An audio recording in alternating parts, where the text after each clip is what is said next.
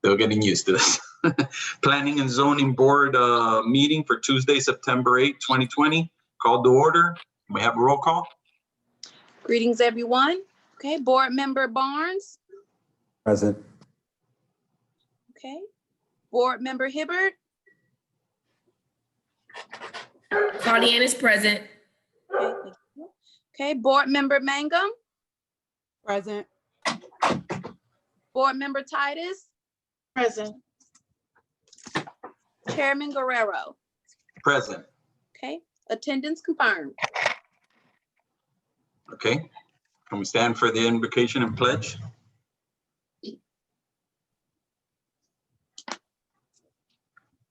I pledge allegiance to the flag of the United States of America and to the republic which is stands one nation under God, indivisible, with liberty and and justice justice for all. for all. Ms. Tydus, do you mind doing the invocation? I sure will. Thank you. Let us bow our heads. Father, in the name of Jesus, in the name that is above all other names, we come before you, just thanking you for this opportunity to do that which you would have us to do in the best interest of the citizens of Opa-locka. We pray for your wisdom. You said, if any man lacks wisdom to ask of you, you would give it unto them freely and upbraideth not. So we ask for your wisdom. Your wisdom. In Jesus' name, amen. Amen. Amen. Okay. Can we have approval of minutes, a motion to approve the minutes from May 5th, 2020? Mr. Chair, Yes, hi, if you will allow me to just make a brief script for the record, please. yes, go ahead, please. Pursuant to Executive Order 20-69 issued by the Office of Governor Ron DeSantis on March the 20th, 2020, municipalities may conduct meetings of their governing boards without having a quorum of its members present physically or at any specific location and utilizing communications media technology such as telephonic or video conferencing as provided by Section 120.54 5B2 Florida statutes. The members of this Planning and Zoning Board that are present today are members Barnes, Hibbert, Magnum, Tydus, and Guerrero. And forgive me if I mispronounce anyone's name. An opportunity will be given at the appropriate time for anyone who has put in a public comment prior to the meeting to speak during this meeting, and it is being live streamed. Thank you, Mr. Chair. Thank you. And can we get I a would like to motion? move to approve the meetings from May 5th, 2020. Get a second? Second.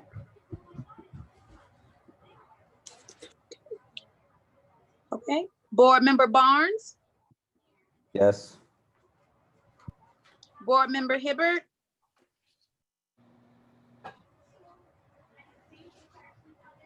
Board Member Hibbert.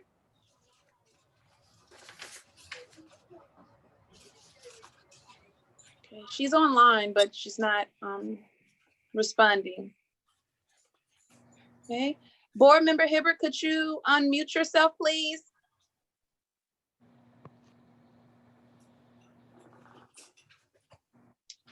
Okay, Board Member Mangum. Yes. Board Member Tydus. Yes. Chairman Guerrero. Yes. Okay, and lastly, Board Member Hibbert. Okay, Chairman, I'm not able to get her to unmute, but she is online. Okay. Okay. Minutes approved, everyone. Okay. So we'll go to item number 1.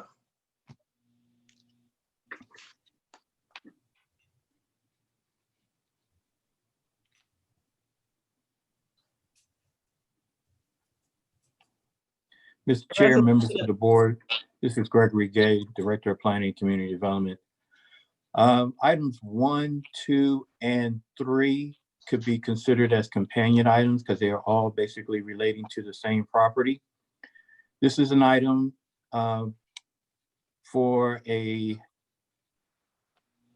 it's actually 3 items. The first item is Mr. for Gate, a variance request. Mr. Gate, excuse me, would you like for me to read the item into the record? Yes, you could Okay. read it into the record. Okay.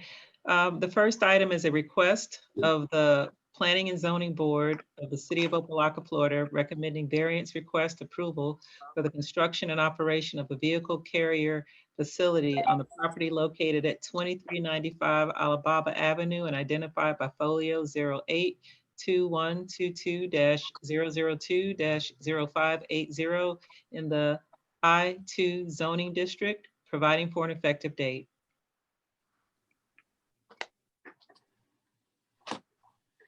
Mr. Gay? Okay. As I was saying before, items 1, 2, and 3 are actually companion items. The first one being a request for a variance. As it relates to this particular project, which is for a vehicle carrier facility, this particular application does not meet the minimum lot size requirements as it relates to projects that will be presented within the I-2 zoning district. The variance is to ask for to allow for this particular type of operation to occur on a site that is slightly smaller than what is actually there. And they're in a real unique situation where their property is actually adjacent to a city right-of-way, which is presently not being utilized. There is some consideration that the right-of-way could be vacated and possibly transferred to the adjacent property owners at some point in time. But the applicant has basically decided that they did not want to wait on the city to make that particular decision, and they wanted to move forward with this application. So in essence, they are moving forward. They do have representation here. I believe Mr. Ben Fernandez is a part of this application, and I believe he is online. I have not checked to verify what he is. And if he is, what I'd like to do is allow for them to make a presentation overall for all 3 all 3 items. The second item is dealing with a site plan, which I'm pretty sure he's going to be presenting as a part of this presentation as well. And the third item is for the development agreement, which all new developments are required to enter into with this particular application. So I'm going to have Mr. Fernandez come forth and speak on this particular item. Thank you. Thank you, Mr. Gay. Can you all hear me? Yes, we can. Okay, great. Good evening. Nice to see you all. Again, my name is Ben Fernandez. 200 South Biscayne Boulevard is my address, and I'm here this evening representing Velocity Car Carriers Corporation. I think that Mr. Gay, he pretty much summed up our situation. We're sort of stuck between a rock and a hard place here. My client is. And by the way, I'm joined by Jenny Urtiaga, who is one of the principals of the applicant and one of the operators of this car carrier operation, Velocity Car Carriers, which has been in business for almost 20 years now and is a very experienced car carrier that serves new car dealers, used car dealers, special order deliveries, and they have about 7 trucks, 3 trucks they will keep. They'll have about 7 spaces that they need. 3 of those spaces would be occupied by the trailers themselves, but they're very interested and very excited about coming to the city of Opa-locka and making this property in question a productive property and increasing both its value and its physical appearance. The property, as Greg indicated, is slightly substandard, and that would be the case for any use on this site. So in order to make it a usable site, we've requested a variance pursuant to section 2258 of your code. And we think that we meet the criteria for that variance. But before I get to that, basically, if I could share my screen here with you all. Can you all see that? Yes. Okay. Yes, you can. So there you see the aerial photo of the property. As Mr. Gay indicated, this is an industrial area. It's on your mixed use corridor, but it's industrially zoned. It's got an industrial land use designation. We're abutting a car hauler, coughs on one side, and also on another side, a scrap metal facility. And we believe that the proposed use is entirely compatible with the area. We would be, as this application, introducing a landscape buffer along 24th Court, 5-foot landscape buffer with both hedge and trees that would serve to beautify the corner of Alibaba Avenue and 24th Court. Of course, we would be bringing paving and drainage and all kinds of other improvements, parking improvements to the property, as well as bringing a small office building along Alibaba, which would make it, of course, more attractive and more slightly more pedestrian friendly. Everybody, I think, recognizes that the character of this street is primarily industrial, but staff has asked my client to introduce their office building use to the property, which they complied with, and would be building should this application be recommended or ultimately approved by the commission.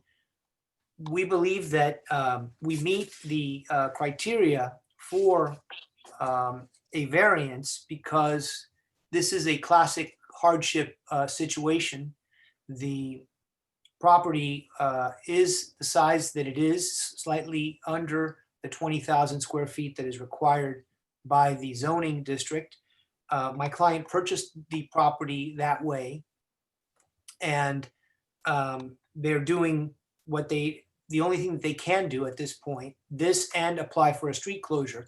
And just to follow up on what Greg was saying earlier, my client fully intends to continue with an application to vacate that street in the future. That would be the intent. They would like to be able to fully incorporate half of that street into their property. But that requires, of course, a much longer process, and they have the immediate need. They want to immediately improve this property and begin to operate their business on it. This is a problem that isn't shared generally by other properties in the same zoning district, because most of the other properties around this area are already operating with similar businesses, and many of them have grandfathered lots, so they are not undeveloped and are not facing the same predicament. We don't believe that this application would be a substantial detriment to any adjacent properties. Quite the contrary, I think it's going to be an improvement and a benefit to the adjacent properties. And I'm just going through your list of code requirements for a variance. I'm sure all of you already know that, but in case you weren't following along, our application is not contrary to the public interest. And this is going to allow a new business to establish in the city. And the hardship is not self-imposed. Again, when the property was purchased in August of 2019, it was the same size that it is today. And should the street be vacated in the future, and half of it would revert back to this lot, at that point, the property would become compliant with the zoning district. So really, I think if you look at at the overall land that is available for this proposed use, the land is there. I mean, 20,000 square feet are there. It's just that a part of it is technically a right of way, and it's a right of way that hasn't been used. It's a dead end street, as Mr. Gay indicated at the beginning. It really hasn't functioned as a street ever to our knowledge. And so it's something that is appropriately in private property ownership rather than in public ownership, or should not be a right of way. If it isn't functioning as a right of way, it should be on the tax rolls, and it should be generating tax revenue for the county and for the city. And that's what we would like to do in this case. We have the support of COFS, who gave us a petition in support that is in your package. And we've also reached out to the other neighbors. However, they did ask us for information. We had a sort of a dialogue with them, but they never were able to respond in time to get the information to your department. But we're not aware of any objections from them. They just simply couldn't get us the signed petition in time. So with that said, of course, you know that you have a favorable staff recommendation from your professional planner, from Mr. Gay. And you have a development agreement that we've proffered and are willing to abide by. And I think that we've got a site plan that is also compliant with all of the other industrial zoning district regulations. So with that said, I think I'll turn it over to any questions that the board may have of me or of our client. And thank you for your time. Yeah, I actually have a question for staff. The proposed use falls under the zoning, the current zoning. It's just the lot size. That is correct. Okay, and how short are they? The site of the size of the site is approximately 15,000 square feet. 5,000. And they're about 5,000 short. If the right of way or half of the right of way of the street that's adjacent to them was included, they will be over that 20,000 mark. Okay, thank you. Any other questions? We do have a presentation. If you would like for us to make Yes. that presentation, we can go ahead and do that now. Yeah, just wanted to know if any other board members had questions for the applicant. No questions on my behalf. No questions. Great, thank you. Oh, Presentation, thank you. okay, Mr. Gay. Okay, we'll go ahead and have staff's presentation at this time. Good afternoon, staff. This is Claudienne Hibbert, city planner. Getting ready to share my screen.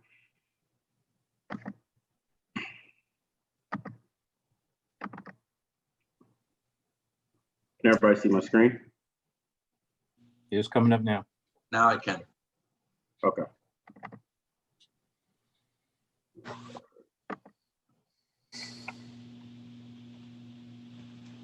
Close.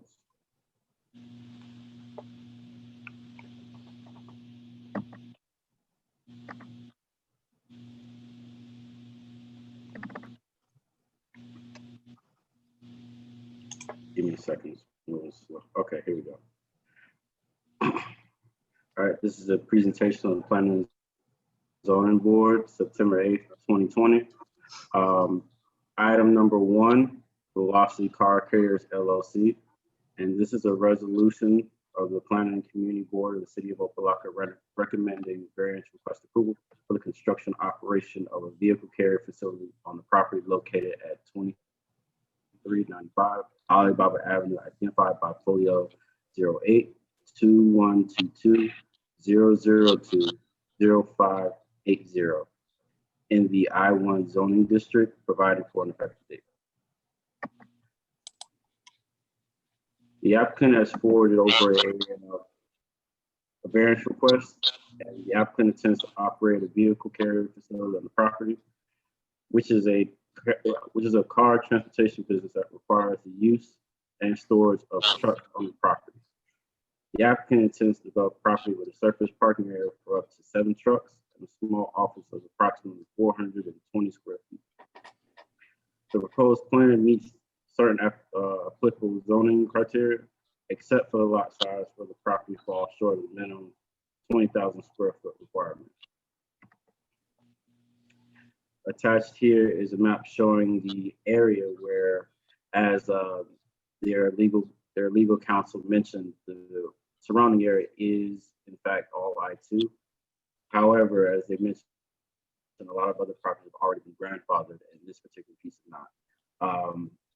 In terms of the size, yes, it is undersized, but if they were able to acquire the adjacent property to the west of it, that would give them the approximate size that they would need to operate functionally. The next step, the next page has a list of approval criteria for variance. That strict application of the regulations of this ordinance would produce undue hardship. That such demonstrated hardship is not shared generally by other properties in the same zoning district and in the same vicinity. That the authorization of such variance will not be of substantial detriment to the adjacent properties, and that the character of the district will not be changed by the granting of variance. Such variance is not contrary to the public interest or to the stated purpose of the ordinance. 5, that the hardship is not self-imposed. 6, that the hardship is not financial in nature.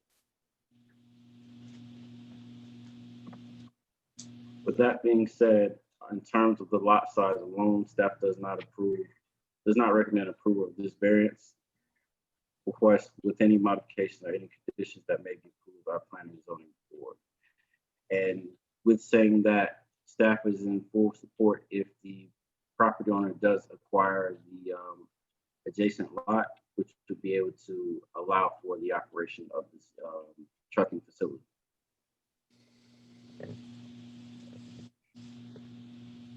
Mr. Gary, would you like me to go through the entire list?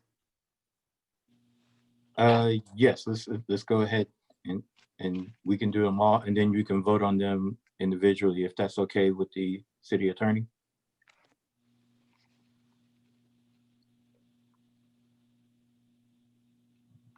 I apologize. I thought I was not muted. You will need to vote on them individually. Individually. So do we need to present them individually as well? I would prefer that. I think you want to do that. I understand that the applicant has already made a presentation that may apply to all 3, which the board has heard. But to the extent that you are taking these in order, even though they're companion items, you'll need to vote on them individually. Okay. Okay. Mr. Chair, that completes our presentation for the first item, and you can take action at this time. I have a question. Go ahead, Mr. Rhymes. Can we go back a slide, please? One more, I guess, because the one. Yeah, that one. approval criteria. No, the one that said that the staff does not recommend without modifications, whichever slide that was. Yeah, that was the one we were on. I was going to ask about that too also. I think that's the one we were on. Yeah, there was a slide that said the staff does not recommend approval without modifications or something. Want clarity on what that language is actually saying. Thank you. I can speak on that pretty much. As the language of the zoning code presents itself, it does have a minimum lot size as it relates to projects and programs that are to be perceived to take place within the I-2 zoning district. A minimum size of 20,000 square feet is one of the requirements for development for these particular types of sites in I-2. being that it's in somewhat of a unique situation where it does have a street right of way that is not being utilized, we felt that based on the information presented by the code, staff needed to still make a recommendation not for approval of the variance. With that being said,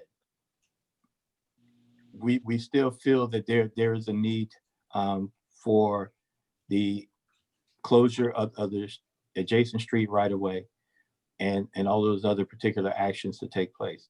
Now, the representatives for the property and the property owner have verbally stated through their legal counsel that they will be proffering and moving forward to, in essence, have that street vacation process take place. This is just more of a timing issue.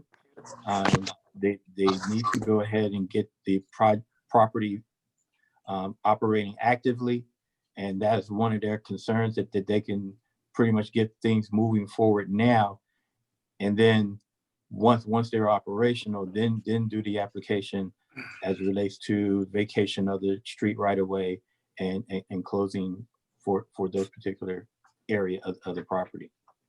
So based on the code, our recommendation is for denial. And I would say that it's probably a soft denial in anticipation of the other actions to take place in a short order time period. Thank you for that clarification. I'd like to ask a question, please. Can you hear me? I'm sorry. Yes, we can hear you. Can a time frame or a time limit be given as far as the vacation process is concerned? And if so, what kind of safety measures can the city place into that agreement that let's say that, well, this has to be done in a certain amount of time. If that particular time is not met, then what happens? Through the chair, that is an issue that will probably more likely be addressed as a part of the development agreement. The development agreement is that instrument that allows for certain timelines and certain conditions for the project to be moved forward, to be instituted. So in essence, if you want to look at this as an opportunity to move forward, but you want to be able to establish some parameters as it relates to timelines or certain conditions in order for the project to be achieved over a given period of time, it would be within the application of the development agreement where those items would be addressed. Thank you. You're welcome. Any other questions?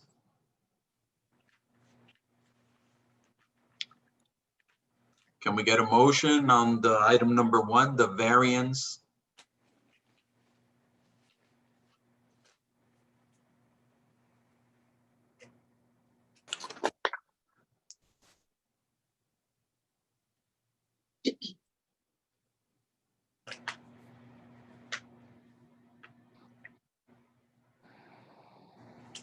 Anyone?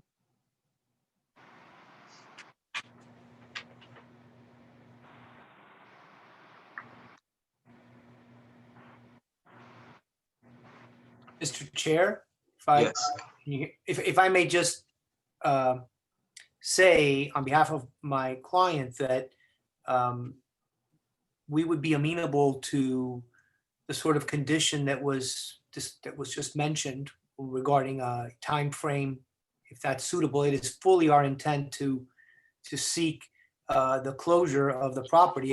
It would benefit us as well as the city to do so, but this variance would obviously allow the business to operate much sooner, because the platting and closure process is one that takes some time.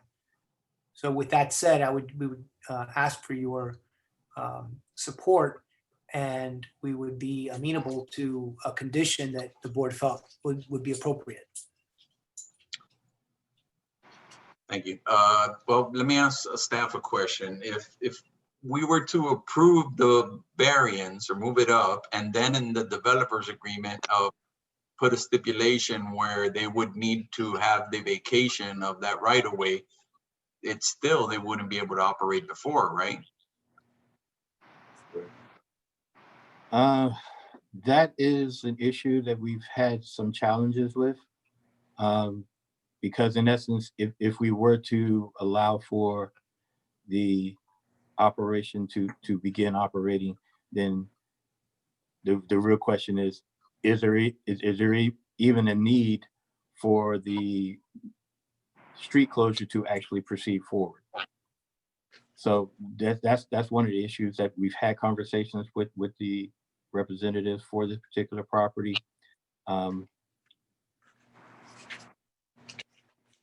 It's kind of a catch-22. I can see that. Well, I can ask the attorney if I can. Do we have any way of kind of moving it forward and then having some type of recourse if that vacation doesn't take place after it's been approved? My advice would be no. Okay, thank you. Okay, so can we get a motion from any board member?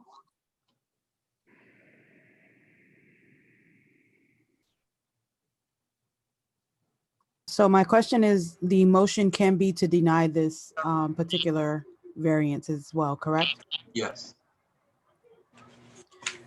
Okay, so I so move to deny the variance for item 1.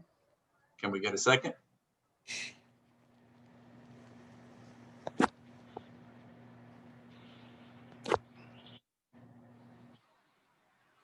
Motion seconded. You have a second? Roll call? Board Member Barnes, Yes. Board Member Hibbert, Yes. Board Member Mangum, Yes. Board Member Tydus, Yes. Chairman Guerrero. Yes. Okay. Item has been denied. Okay. Can we move on to item number 2? Okay, Mr. Chair, as a Yes. result of the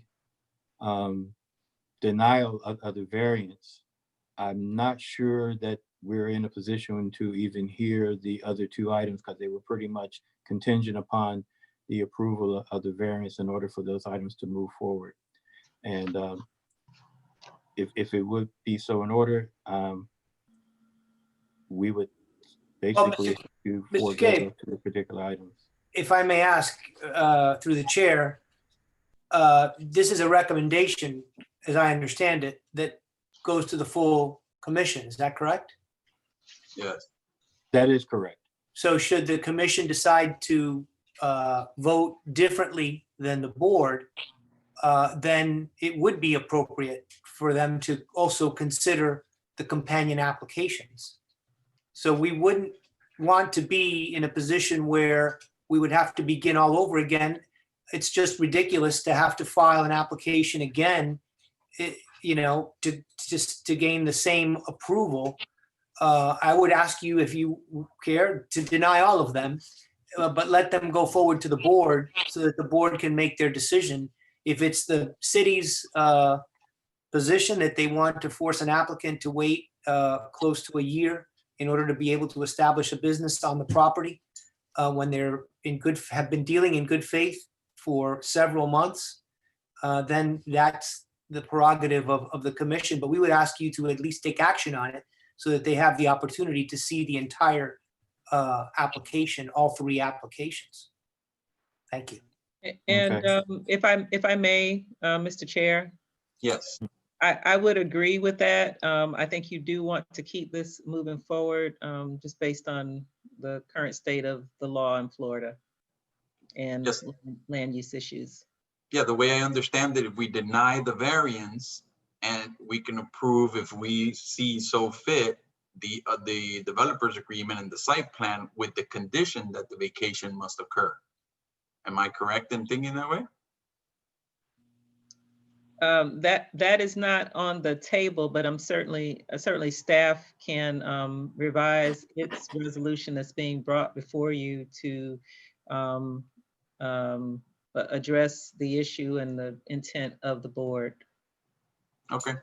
All right. So then we're Okay. staff. With that being said, since the applicant has already pretty much made their full presentation for all 3 items, we will go ahead and make staff's presentation for item 2 and item 3. And if I may read it in the record, Mr. Chair. Yes, go ahead.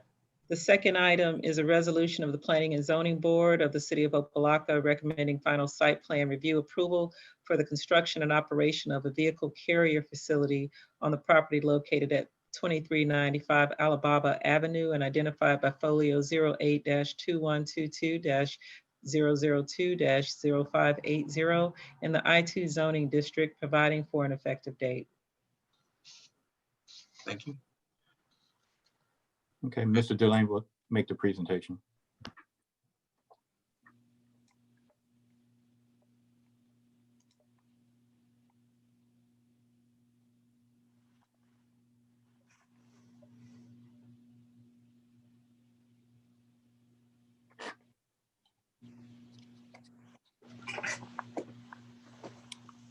Everybody hear me? Yes. Yes, we hear you now. Okay, as Madam Attorney just mentioned, resolution of the Planning and Zoning Board for the site plan approval. We can barely hear you. You may need to speak up. Does everyone hear me now? Yes. Yes, much better. All right, thank you. Yes, the second is a resolution for the approval of the site plan. As mentioned before, the property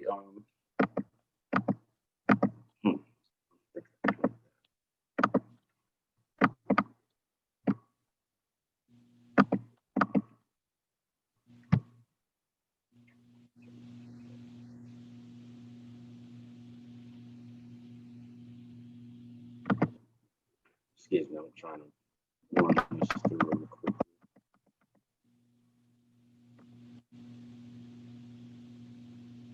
Okay. So the property, as you mentioned before, it's of a certain criteria where it doesn't meet the 20,000 square feet. So the property is already operating as a car carrier facility. However, the adjacent properties are pretty much similar. However, due to the size constraint, staff has had their concerns in regards to the operation due to the size. In each and every one of your packets, you do have a copy of the site plan, which shows the approximate size and the operation. As you can see, we have a certain list of criteria for it to meet. And based off of the size of the lot itself, staff does not recommend approval of the site plan at this time.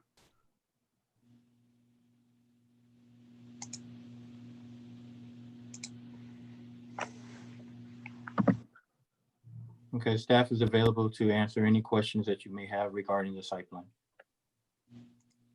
I heard in his presentation that it's currently being used as a car carrier. The site. Actually, the site is vacant at this time. Oh, it's vacant. Okay. Correct. No, I thought he said that. Okay. Any other questions?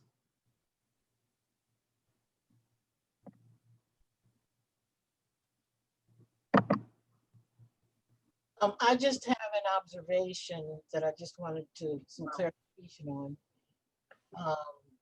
I went by to have a site, to have a site review of the property. And when I got past costs, there were no addresses on the building next to it or the building going east. The building going east on Alabama.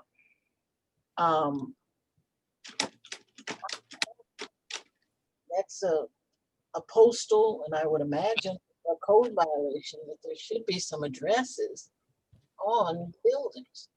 But unless I didn't see it. I went up and down about 4 or 5 times.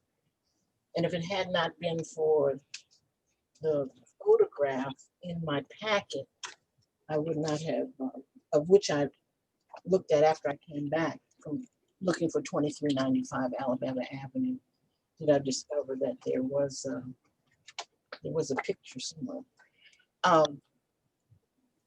If I could address that, Board Member Tydus, through the chair. The property is vacant at this time. There are no structures there.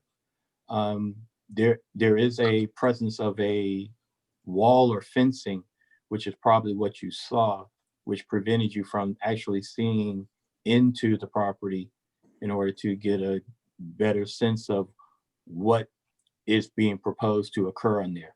They are, as a part of the site plan lays out, they are proposing to add a building to the site.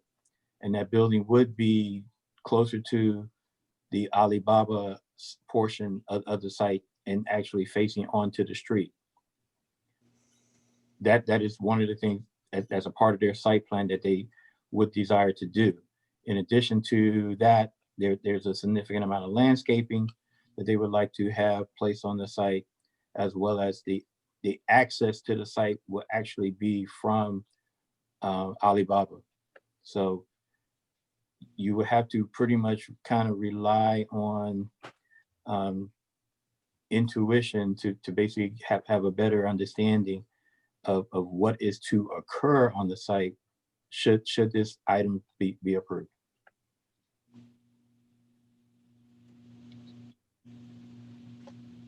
Any other questions?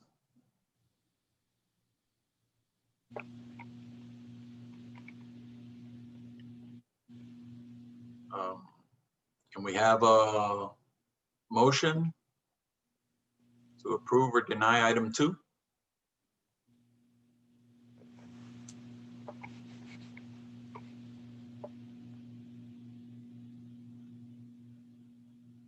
Is this a motion to deny or approve? Mm-hmm. Okay, well, I'll make a motion to deny.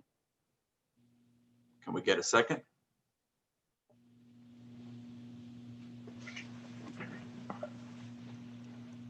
Second. Roll call?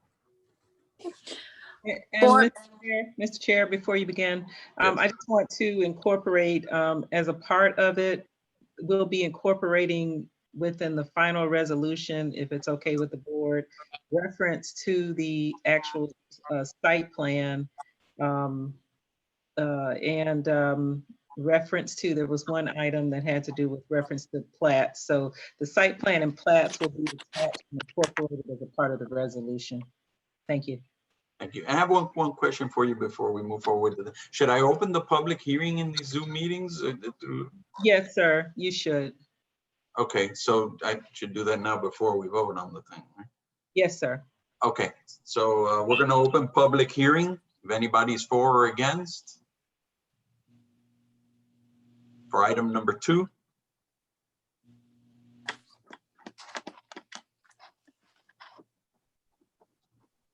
Okay, close public hearing.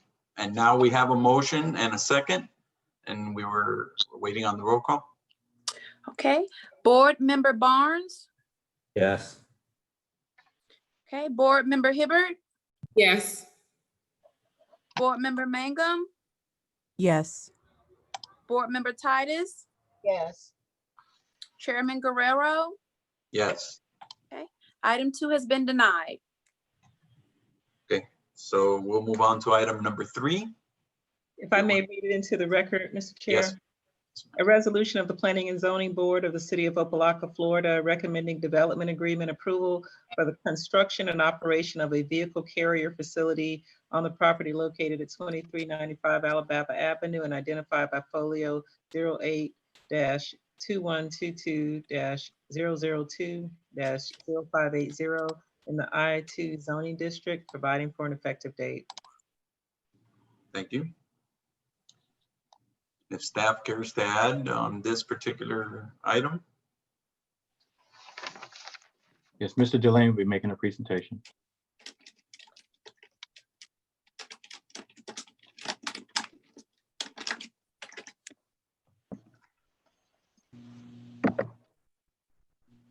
Okay, item number 3, as the attorney mentioned, is a resolution recommending approval for the development agreement. As we reviewed all the facts in regards to the site currently, staff does not recommend approval of the development agreement.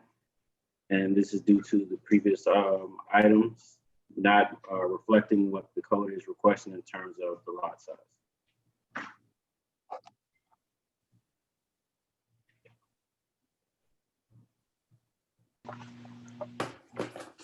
That's it? Yes. Okay, thank you. So now we would open item number 3 for a public hearing. Anybody for or against?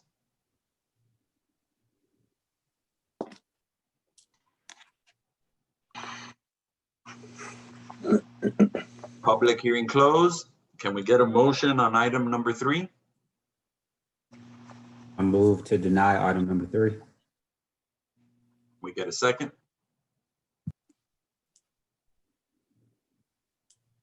Second. Roll call? Okay, Board Member Barnes. Yes. Okay. Board Member Hibbert, Yes. Board Member Mangum, Yes. Board Member Tydus, Yes. Chairman Guerrero.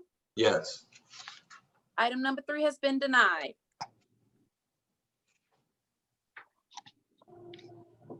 Okay. That brings us to item number 4, I believe a new applicant. We could have it read into the record. Yes, Mr. Chair, a resolution of the Planning and Zoning Board of the City of Opa-locka, Florida, recommending tentative plat approval for the property located at 12700 Lejeune Road, identified by folio 08-2129-000-0032 in the B3 zoning district, providing for an effective date. Thank you. We have an applicant presentation. Good evening, Chair and Board. Jane Storms, Police Land Surveyors, 5381 Nob Hill Road, Sunrise, Florida, for the applicant. Don't really have a presentation necessarily. That is just a tentative plat for a site plan that you have approved previously, and we're just looking forward to moving this item on to the Commission for approval. Okay, thank you. Any questions for the applicant from any of the board members? Staff has prepared a brief presentation. Yeah, we would like to hear it.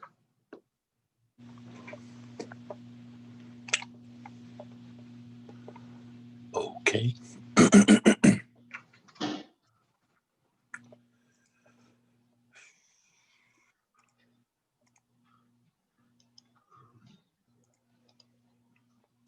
Here it is.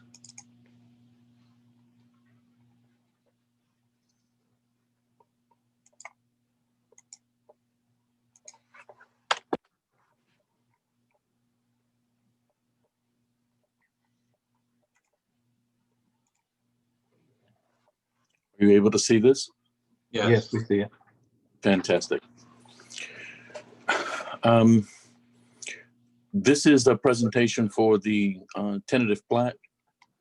The applicant has already been approved by resolution 2097-74 and 2097-75 for site plan approval and a development agreement approval. As a part of the development of the property, Miami-Dade County requires that the site be go through a platting process, and that begins with a tentative plat and then ends with the final plat that's being recorded with the county. This is the first step in that process, and what they are doing is getting the approval of the city to be able to go to Miami-Dade County to complete the process that they need to, or to begin the process of platting for this particular site. You've already approved it before. You already know what this is. It's a warehouse project, and it is something that the city has embraced and is excited about. And this is just the last part of that process, as I said before. So this is the site. That's what it's going to look like. That's the zoning of the properties that are surrounding it. And of course, staff recommends approval of the tentative plat with the modifications that you all recommend, and particularly Miami-Dade County Planning and Subdivision Section recommends. That completes my presentation. Thank you, Mr. Lee. Any questions for staff from the board members?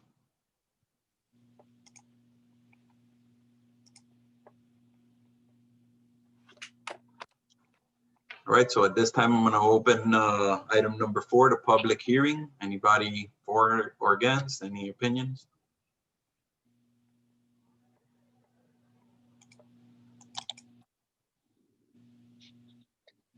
Public hearing closed.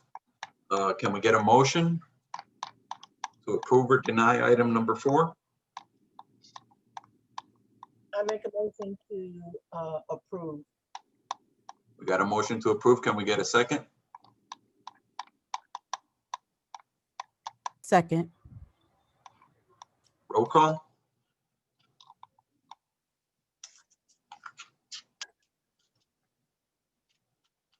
Board Member Barnes. Yes. Okay, Board Member Hibbert, Yes. Board Member Mangum, Yes. Board Member Tydus, Yes. Chairman Guerrero. Yes. Item passed.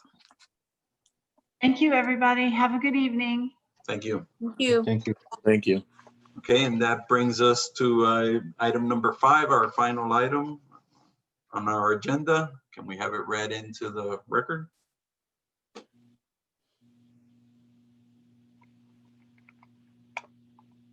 You're on mute, Attorney. Sorry about that. Okay. I'm noticing that the item that was noticed is slightly different from the title that was, that's in the packet. I'm going to read the noticed item as it was noticed. An ordinance of the Planning and Zoning Board of the City of Opa-locka, Florida, recommending approval of the Opa-locka, it says Moorish Revival Style Design Handbook within Chapter 4 of the Land Development Regulations, providing for an effective date. So I think there's a typo in the title, and that's maybe why it was Different. different, yeah. Okay. All right, I guess staff. Yes, I'm going to have Mr. Delane make a presentation, but before he begins, as you all are aware, Opa-locka is pretty much well renowned by its Moorish architectural style. And when new development begins to embark and to be developed within our municipality, there is a tendency for people to not have a full grasp and understanding of what Moorish Revival architecture is supposed to look like.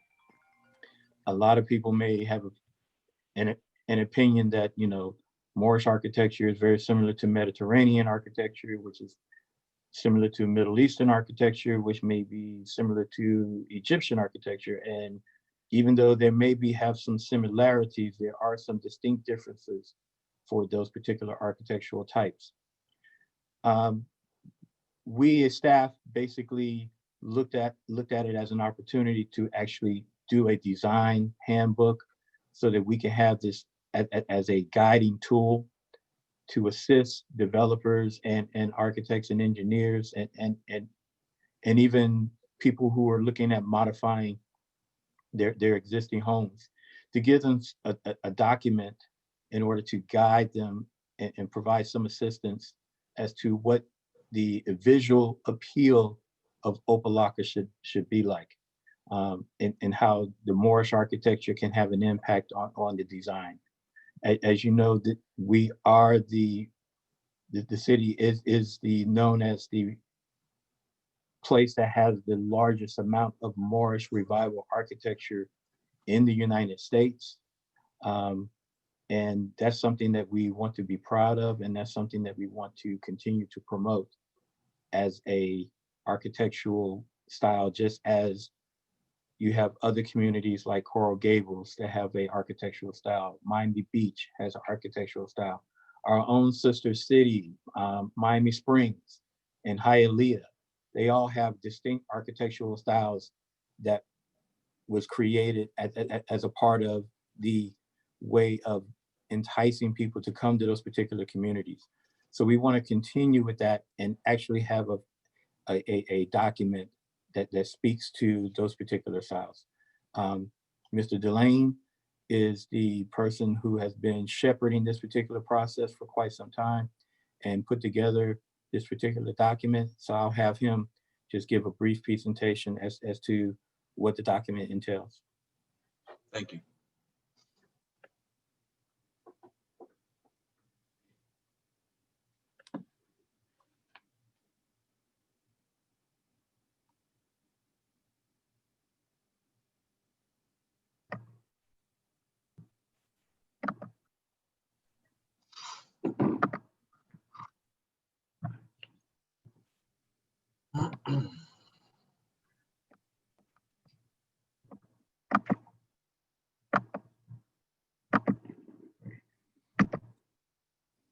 All right, can everyone hear me clearly? Yes, we can. Okay. This item is from Planning and Zoning, Planning and Community Development Department. Item number 5, an ordinance of the Planning and Zoning Board of the City of Opa-locka, Florida, amending ordinance 15-31, land development regulations pursuant to Article 5, Moore's Revival Style Design Handbook, providing for definition, permanent availability, codification, and for effective date. Staff proposes to update the following articles to reflect the current momentum towards improving our city's appearance and functionality for a cleaner and more presentable community for our citizens and visitors. Planning and Community Development Department has crafted a Moorish Revival Style Handbook for developers looking to build in the city to provide guidelines and concepts. In each of our board members' packets has been included a draft of the booklet that'll be provided for the commission to review. And in that booklet pretty much explains the design guidelines for, what particular styles we're looking for when new development comes into the city. Some images there include some of the structures that are within the city of Opa-locka, as well as different structures that pretty much reflect what the historic nature has been for the city of Opa-locka. And this is to provide for developers who come in who may or may not have some experience within that, to give them that creative edge to actually provide a comparable project to what we're looking for. With that being said, staff recommends approval for the Moore Design Handbook with any modifications and conditions that may be proposed by the Planning and Zoning Board. And that ends my presentation. Thank you. Any questions for staff on the Moorish Style Revival Handbook? Yeah, I have a question. Yes, go ahead, Mr. Barnes. Mr. Lee and Mr. Gay, just so that I'm not mistaken, the current amendment that's being added of the design guidelines is simply for those developers who may be going for some type of bonus or some Moorish defined style. It's not something that's applicable in every single case of development. That's correct, right? This is basically to be utilized as a tool to assist those who would like to have their new project done in a Moorish style. Somewhere down the road, there is some anticipation that we may have certain areas of the city, especially if you're within a historic district or close to some of the historic properties that are pretty much within our downtown area, that there could be an opportunity at some point in time to make a Moorish style of architecture to be a requirement for a new development to occur within those particular areas, and in essence to pay some type of homage to the historical fabric of the community. So this is just a first step to give you somewhat of an education of what the Moorish architecture or Moorish revival architecture is supposed to look like. This is not necessarily something that's going to be mandated throughout the entire city, but something that will give us some guidance and actually a preference. Possibly there may be an opportunity in the future where there could be some type of incentives in place in order to do architecture that will reflect the overall history of the city of Opa-locka. Gotcha. Thank you. You're welcome. Any other questions for staff? I don't so much have a question as I would like to make a statement as to why I do not support this. Oh, okay. I just can't in clear conscience support any legislation or support any plans that promotes the Moorish architecture and the Moorish theme for the city of Opa-locka. Reason being for the, and this is nothing new, it might be new to this board because most of you I have not worked with before. But for the past 40 years, I've been against it, the Moorish architecture. And I guess I've got more years behind me than I do in front of me.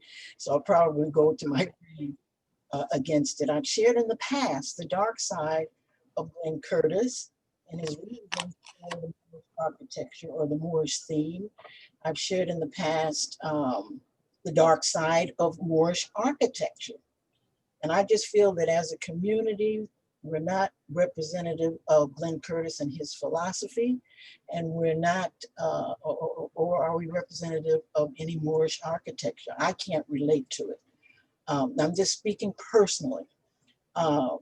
We need, I feel, to be representative of our demographics, and we should take this time to attempt to preserve that which we have. There's nothing we can do about it because most of the structures that still exist in Moorish architecture are on the state historical register. But for all future structures, I feel that should be representative of our day, our present time, and we should concentrate more on being a premier minority community, however that is, and whatever that represents. So I'm not in support of anything Moorish, and I just wanted that on record again. Thank you. Thank you, Ms. Tydus. Any other questions or comments for staff?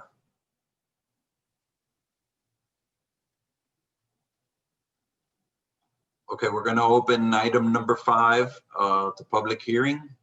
Any comments? Anybody for or against?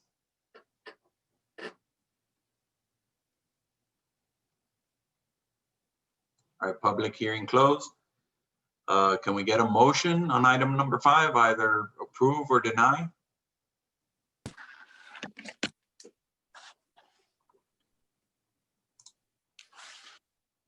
I move to approve item number 5. Can we get a second? Second. Roll call? Board Member Barnes, Yes. Board Member Hibbert, Yes. Board Member Mangum, Yes. Board Member Tydus, Board Member Tydus, I'm sorry, I thought I was unmuted. No. okay, and Chairman Guerrero. Yes. Okay, item 5 passed. Okay. And that brings us to the end of our agenda. If we have no other further business, we move to close the Planning and Zoning Board meeting of Tuesday, September 8th, 2020. There's no other business at this time. Thank you, Mr. Gay. Everybody have a nice evening. Have a good night. Great one, everyone. Bye-bye. Have a good night. Good Stay safe. night. All right, everyone.